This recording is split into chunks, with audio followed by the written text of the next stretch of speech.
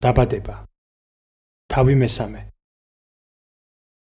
ღმერთის მიერ შექმნილ ველურ ცხოველებს შორის გველი ყველაზე ცბიერი იყო.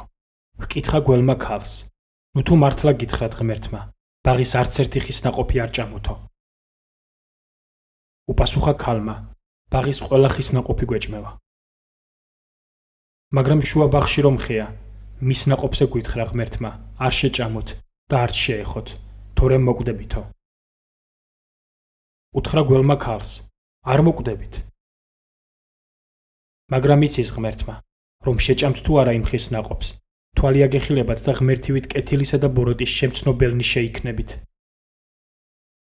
და დაინახა ქალმა, რომ საჭმელად კარგი ჩანდა ის ხე, თვალთათვის საამური და მიმზიდველი, რადგან შემეცნებას იძლეოდა.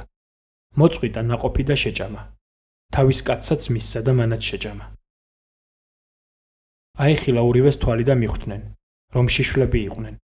გადააკერეს ლეღვის ფოთლები და არდაგები გაიკეთეს.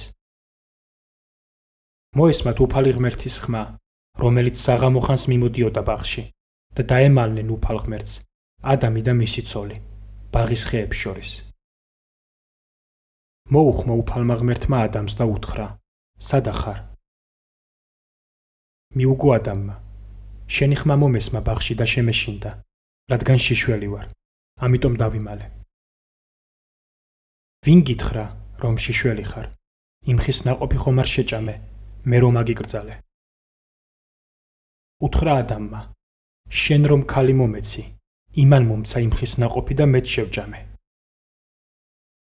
უთხრა უფალმა ღმერთმა ქალს: ეს რა ჩაიდინე? თქვა ქალმა: გველმა მაცდუნა და მეც შევჭამე. უთხრა უფალმა ღმერთმა გველს: რადგან ეს ჩაიდინე, წყეული მციყავ ყველა პირუტყვ შორის, ველის ყველა ცხოველს შორის, მთელი შენი სიცოცხლე მუცლით იხოხებ და მტვერს შეჭამ.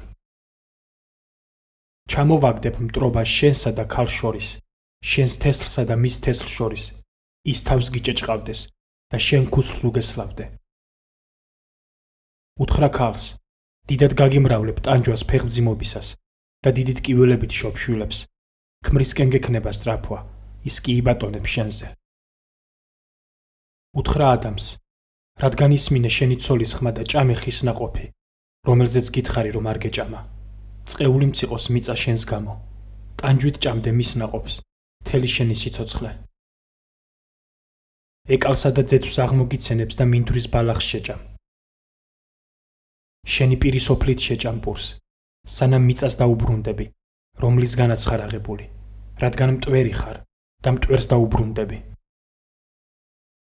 და უწოდა ადამმა თავის ცოლს სახელად ევა, რადგან ის გახდა ყოველი ცოცხალის დედა.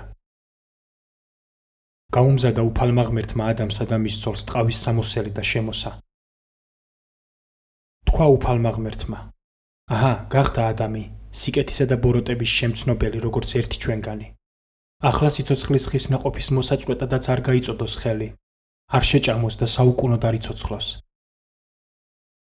და გაიყვანა იგი უფალმა ღმერთმა ედემის ბაღიდან, რათა დაემუშავებინა მიწა, რომლიდანაც იყო აღებული. და დააყენა ქერუბები ედემის ბაღის აღმოსავლეთით, და მბრუნავი მახვილი აღმართა ადამის განდევნის შემდეგ, რათა დაცული ყოფილიყო სიცოცხლის ხისკენ მიმავალი გზა.